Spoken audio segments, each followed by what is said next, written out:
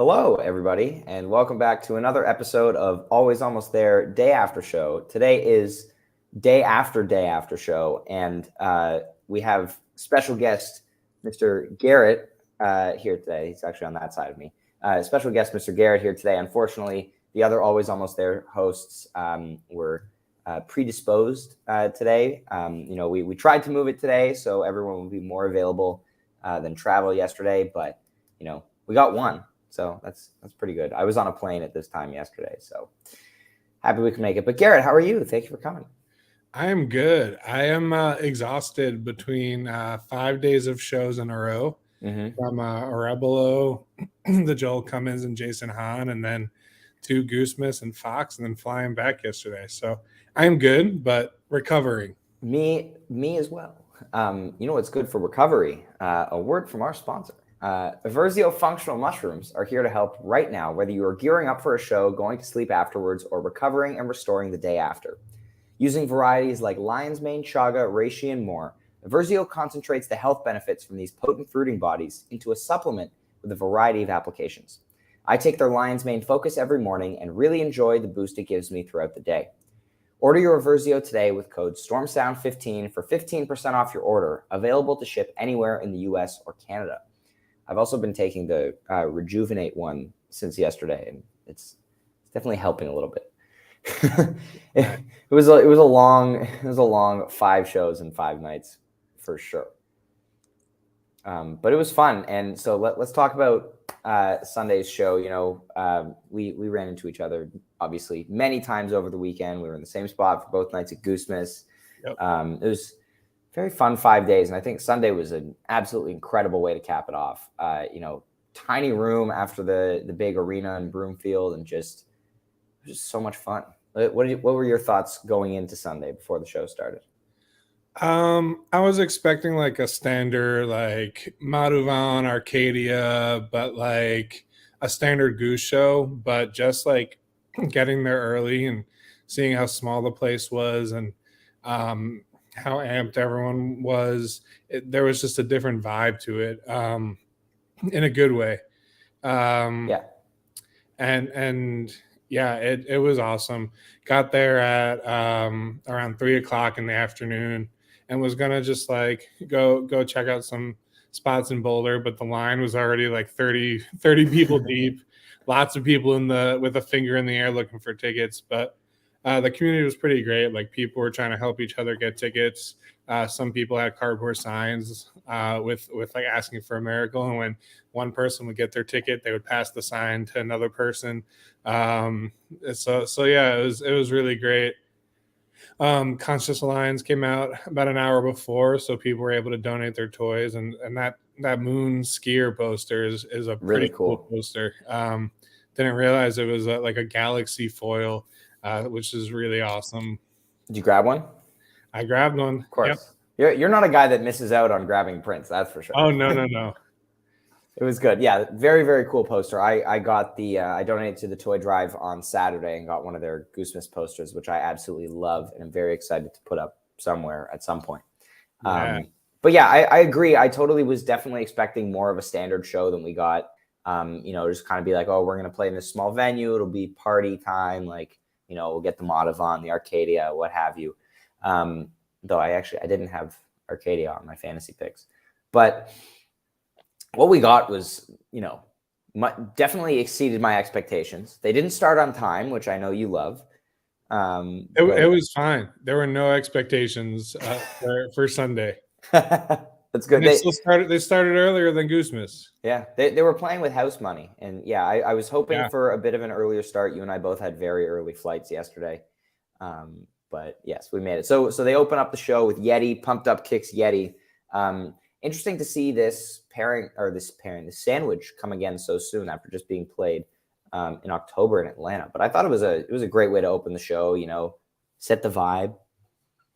Yeah, I mean, you're looking at the smallest venue they played since 2019, and it was packed to the gills. Like, the only place to stand was really in the lobby or in the ramp by the time the show started, which is where we ended up.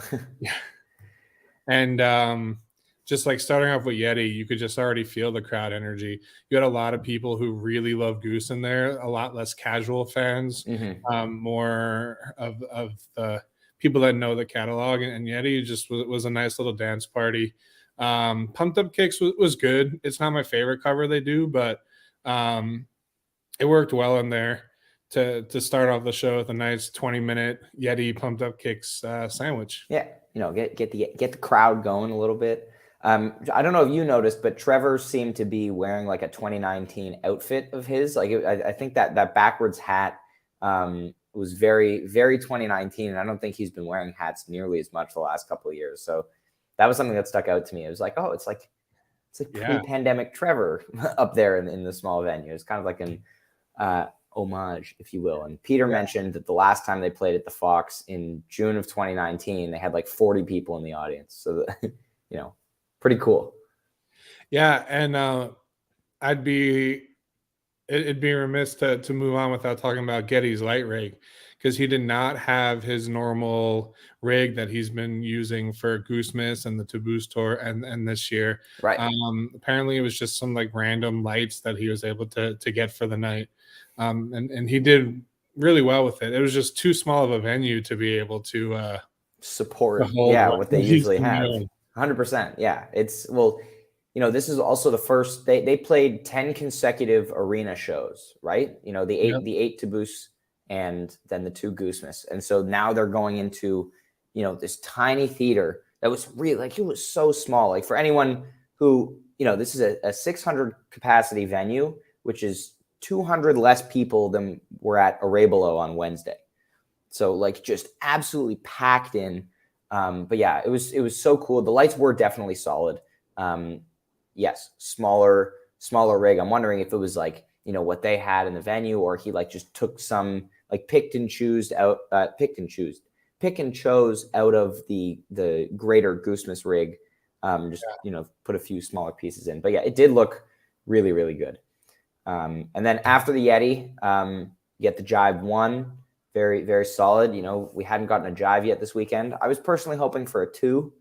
That is now my second most common not seen song behind Lead the Way after 17 shows this year. But it was a great Jive 1. Hot. There are like some Jive ones that are standard, and there are some Jive ones that go really hard. Last year's Terminal 5 Night 2 Jive 1 went really hard. Yeah. The Taboo Syracuse one did, and then this one is another one where like the drums are going off at the end, Rick is going off at the end. Peter had that really nice solo in there. I am personally a Jive 1 person, but I know I am in the minority. Most people are a Jive 2.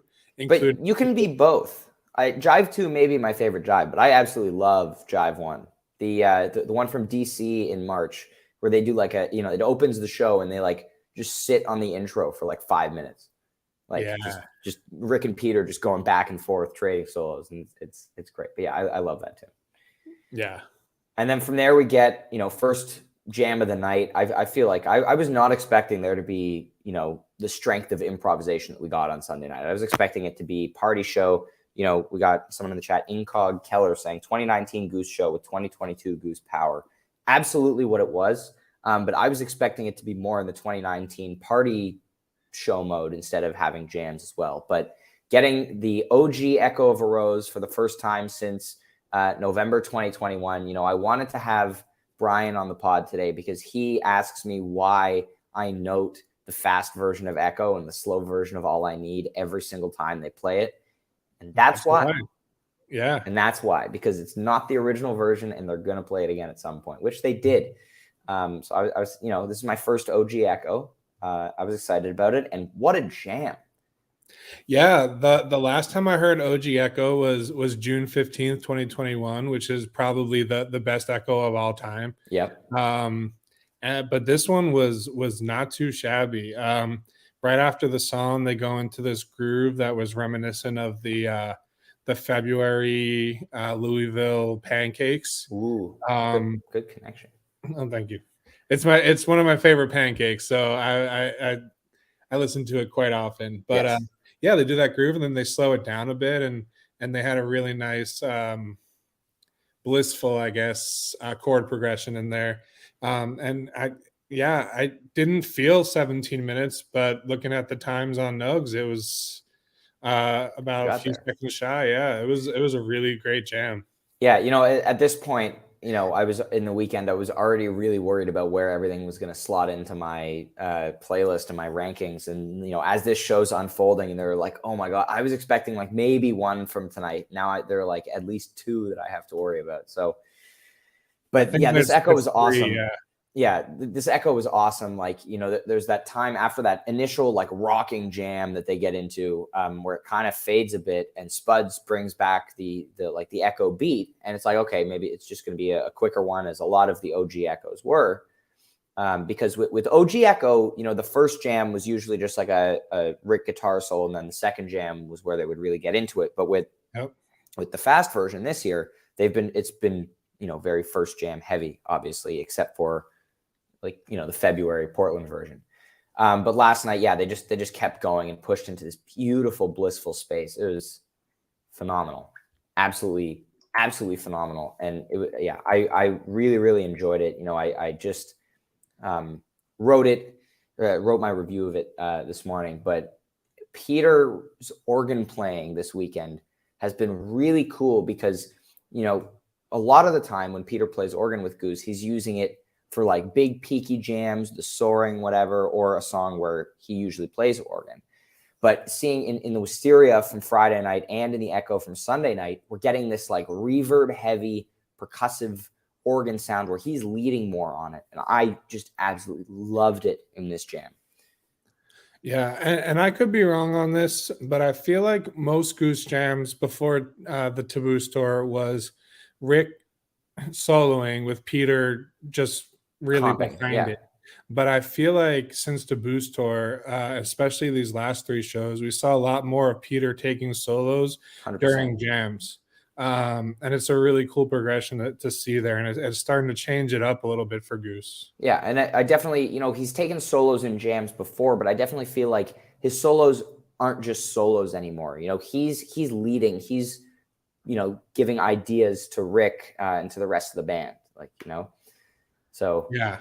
Amazing to hear. And then not losing any momentum after Echo, they go into Earthling, which I know is not a lot of people's favorite song, but this was a phenomenal jam.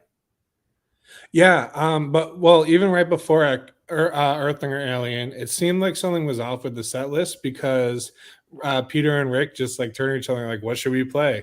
So it kind of seemed like they really weren't following a strict set list, and we got to see after the show that there was basically just a list of songs that they chose to play from, but there was no structured list like most shows. So Rick just started the Earthling riff, And they're like, and okay, then yeah. Peter was like, "Yeah, let's do it."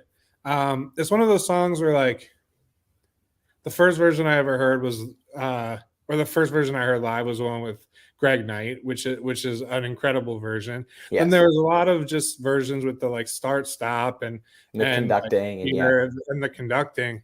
And then this year, just like it's been insane. The The churn. Vegas version, the Chrysalis, this one, yeah. Yeah. I mean, this one, 20 minutes, over 20 minutes. It was awesome. Yeah, it was around 20, just so funky, so good. Got kind of dark, as these Earthlings tend to do. And yeah, I was very, very pleasantly surprised by how awesome this jam was, for sure. And then they go into No Rain, which I was so happy about. Like I've been wanting to hear this song since I started seeing Goose, and very happy. Great shorter jam on this. I feel like they're doing a different intro for this song every time they play it now. Like the last few times there have been a different one. Yeah, they played it in was it in Atlanta in October for Noah, and then the time before that was in February in Bend. So happy to see it pop up again sooner. Yeah, I went to the RVA shows and ran into Noah before it, and he was like really wanting to hear it. Yeah, and I was hoping that we were going to get it then. and we got it none of the 2 nights, and then they played it in Atlanta, and so I was pretty bummed, and I was like, they play it like twice a year. I'm never gonna hear it. Right. So I was pretty pumped when they started it. And it was a nice like 13-ish minute jam. Yeah. They do a really great job with that song, and the crowd was really feeling it too. It's a great it's a crowd pleaser, and they make it their own. For sure. And then great way to close the set as well. Kind of a mellower set closing note than a lot of times we've seen. And then set break, it was just more of everybody just hanging out, enjoying the small venue. Ran into some people in the crew in the lobby. We talked about before we got on. We all know that Jeb is a man of the people. And on Sunday, Jeb was, just hanging out, being a man of the people in the lobby at set break and before the show, kind of hiding in plain sight as one does. Yeah, he came out, but even before the show, before the lobby, and was just hanging outside with the line, taking pictures and just interacting with fans. He's awesome. Yeah, we love Jeb. So then they come back on for the second set. They debut new song, Mr. Action. I was surprised we didn't have more debuts earlier in the weekend. But I loved this song. I think it's great, catchy. It's gonna be a good addition to the catalog. I think it was Neil who said next to me, kind of reminds me of the Dr. Darkness story a little bit. Kind of lyrical parallels. It may not have been Neil, it may have been someone else, but somebody near me said that, and I agree, it could be. But yeah, I really like the song. What did you think of Mr. Action? I thought it was a cover for like the first like 2 minutes because it just sounded so familiar. So I'm just sitting there like Googling every line of lyrics that Rick is singing, trying to be like, what song is this? And then realized it was likely a Goose original. Yeah. It sounded very familiar. On re-listen, like I guess the chord progression at the beginning a little bit sounds like Killing Me Softly. But yeah. It was kind of like the Thatch debut. Like, what is happening? I have no idea the melody or like where this is gonna go. Yeah. And then it had a cool jam, and I bet by New Year's, because it'll surely be played again in a few weeks. Probably. They'll be more solid with it. It'll open up a little bit more. Someone said in the chat, misdirection. I thought that was what they said, what the lyrics were, but Mr. Action. Mr. Action. It was good. Yeah, definitely has that kind of familiar sounding sound to it. But to me, when they started singing, it was just a very unmistakably a Rick song. Like it feels like Rick. Well, yeah, Rick's songs are a lot more melodic in their melody. Peter's are very like repeat the same melody like over and over and over again. Not that it's a bad thing. Correct. It's different songwriting styles. Yeah. So it was definitely a Rick song. And then they crushed their debut. It was a pretty good set opener. Agreed. And then we move into the Fast All I Need. Nice concise 10-minute version. Rocking. Very happy to see a Fast All I Need. You had said they'd sound checked it earlier, which was cool. I was excited about that. I personally was hoping for a really big slow All I Need on the weekend with like a big jam, but I was not upset about this at all. Again, hadn't seen the fast version before. I'm still definitely a slow All I Need person, but happy to catch the original fast one. It was my first Fast All I Need as well. I actually didn't hear it at Soundcheck. Soundcheck was someone else said it then. Gotcha. Yeah, at Soundcheck I heard Broke Down, Whip It, and Disco Inferno. So I thought it was going to be a very cover heavy show, which it was. But that's what early small venue Goose was too. Yes. But yeah, we got the Jive Goose Intel, which is the last show outside of Bingo Tour or like special event shows with this many covers in it. It was 12, 14, 19 at the Mousetrap. So nice. Interesting. Yeah. Interesting. And this was the first Fast All I Need in exactly 100 shows. Last one being Halloween 2021. Oh, that's So awesome. cool. Yeah, I've only heard "So All I Need's" my first ever one was the, Swanee "All I Need" Oof. into Jive Lee, which was, like, amazing, and Hell then yeah. yeah, I love that one. we also had some huge All I Needs this year between Legend Valley and then, was Chrysalis the other Chrysalis one? was the other 35 Yeah, minute one. Philly, Bozeman, like it's had a yeah, very good year. Oh, Portland, of course, with Trey. yeah, But so it's that nice to change it up. we're now getting into bracket territory here, which I do want to mention about at the end. But we got to finish talking about the show first. Oh, Then we yeah, get Cross-Eyed, which was on a 74 show gap, which is kind of crazy. Hadn't interesting. been played since Bozeman in February. I again another song I hadn't seen before. Very happy to see it. I thought they crushed it. The jam was just like, propulsive, driving. Axel F teases. Peter was doing some marimba stuff in there. Like it was excellent. Yeah, it was awesome. So if you looked at the like printed list before the show, they had like potential like songs for set Mhm. lists. I believe this was on the bottom. Yeah, and Of somebody like yelled for it. yeah, someone yelled for it. They actually took a request for this one, and it was thank you to whoever shouted that from the back of the room. Yeah, I love Um, it. Yeah, the Peter was just like, yeah, okay, we'll play yeah, that. Yeah. yeah, I do wish my only thing with it. I wish they had taken a bit more time on the intro. It was a very quick one, but yeah. the jam was very exceptional. The Reba Jam intro. Yes, exactly. And then they went into Dark Horse, and I was like, yes, like, so excited. I was saying, I was like, if there's any show where they're gonna play the Thunder ending, it's gonna be right now. And I was like, as the song ended, I was like, please, please, please, please, but they didn't. They did it once, 15 or 12 16 or no, in Paris. 15. Yeah, Yeah, in Perry. we need it Uh, again, please. It's so yes. good. It was a little rough vocally in Perry, so I wonder if that's why they've only done it the once. But Mike, was that you? Were you the one yelling cross-eyed in the back? If so, thank you. yes, thank you, Mike. Yeah, the Thunder, but it would have gotten better the more and more they played it. Correct. But yeah, it should be noted on El Goose Net if it's not. The Thunder was played on that 6:15 show. Oh, don't Yeah, doubt me here. It's noted. I Don't know, worry. I know. Don't worry. But I yeah, I it was a, note the things. yeah. I was happy it wasn't the Disco Dark Horse. Uh, Yes, me too. yeah, it The was. OG is the way to go.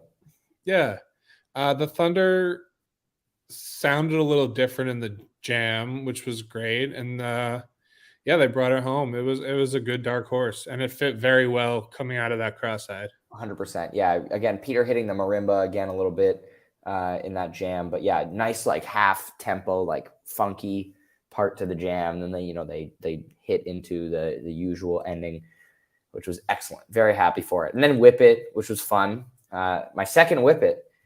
Yeah, yeah, you But got Cleve. You got yes, in Cleveland, we got the Whip It with the rain stick, yeah, which was fun. And then So Ready to close the set. Just, high energy, lots of fun. yeah. They crushed already every time.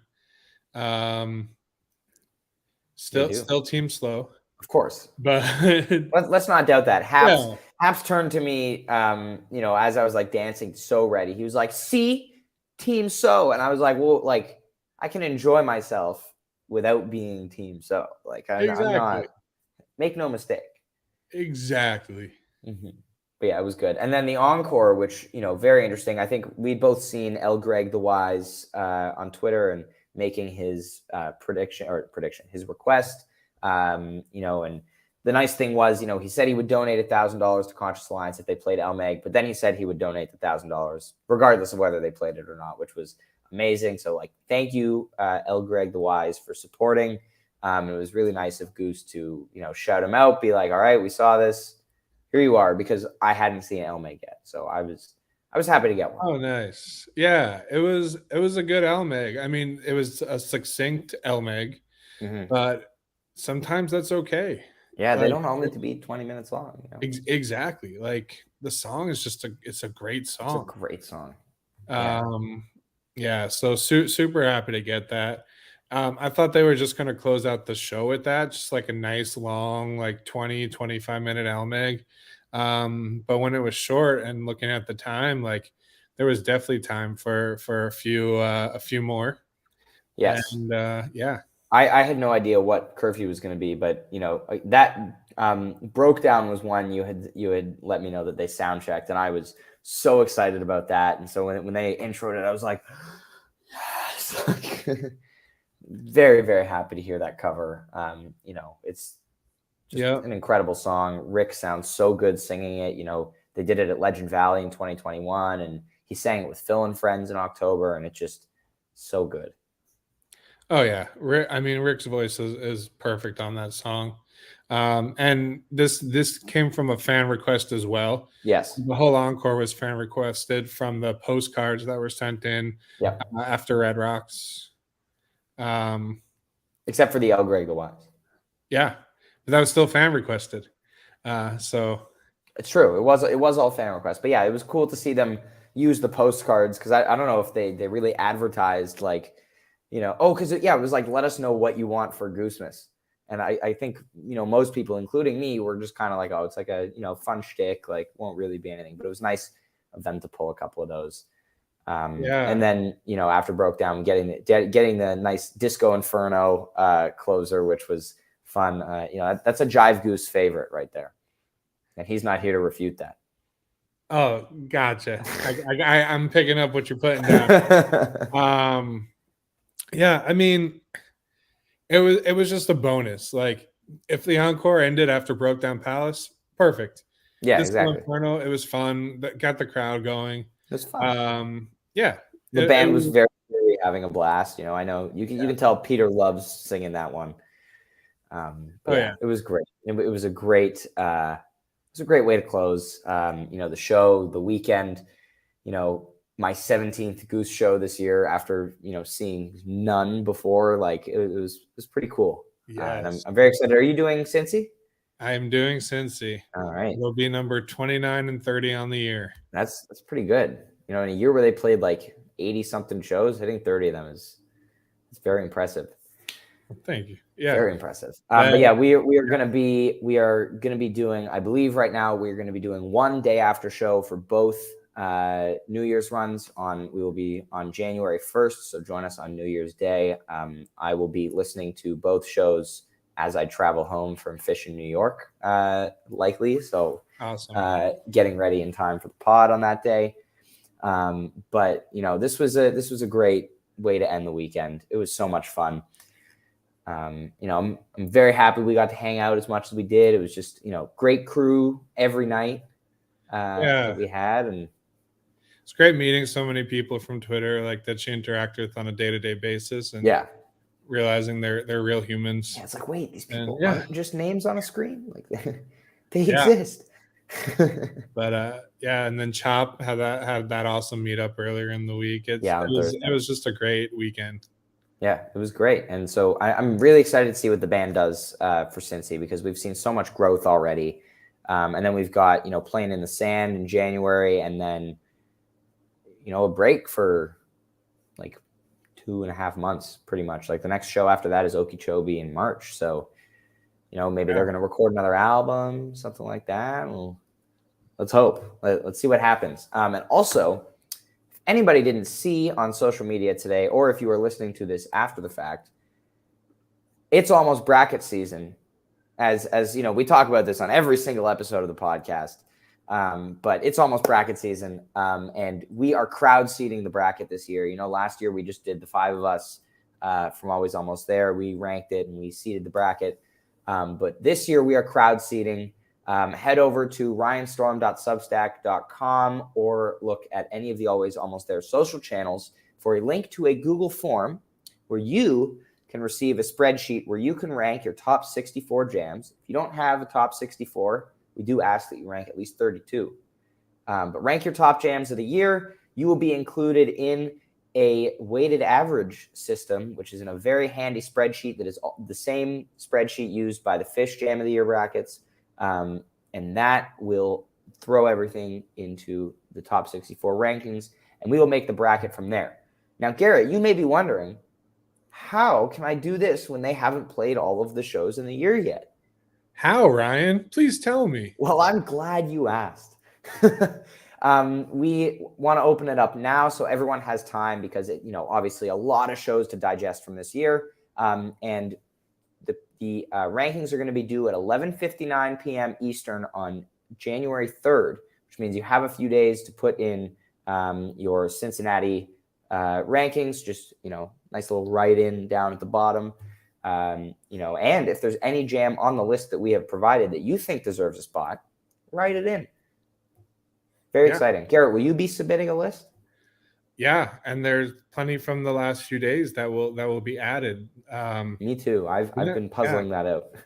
You never know when you get to the big shows if they'll go deep or just kind of be song heavy. Mm-hmm. But yeah, and we've got a bold prediction here: Cincinnati, Madhavan overall 1 seed. Yes, if you put your email in and you didn't get anything yet, that's because there are a lot of people that have put their email in, and I have not had the time to go and make copies of the spreadsheet and send it out to you yet. But I will in the next couple of days. Do not fear; you will have plenty of time. But then stay tuned for early January for more information on the bracket voting. We're going to be doing the same bracket prediction pool kind of thing that we did last year. It's going to be a lot of fun. There's going to be like a 3-hour-long podcast episode taking you through it once the bracket drops. So get excited for that. But Garrett, thank you so much for being on today. Really appreciate you coming on. Thanks for having me.